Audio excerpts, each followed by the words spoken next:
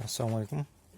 Құдай қаласа ремонтқа келді. Мына инкубатор вентиляторларын ауыстыру керек дейді. Вентиляторлары әлсіз екен. Ішінен қарасаңыздар, міне үстінде екі вентилятор, цикломеханизм, концевиктар, астында вентилятор, суда да вентилятор.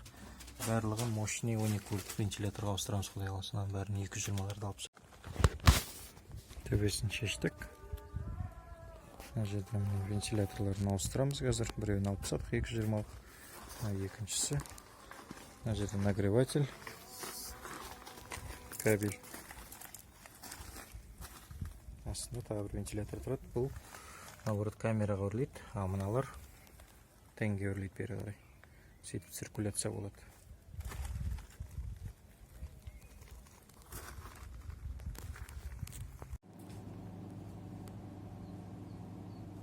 Мына жерде біз барлық вентиляторларда 220-ны 12 вольтқа ауыстырып тастадық.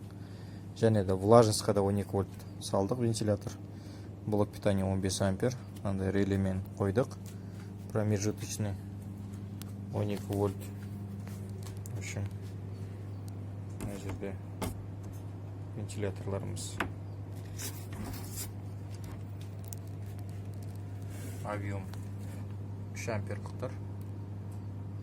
Бәріне соны қойып тастадық. Астына да соны қойдық. 12 вольт.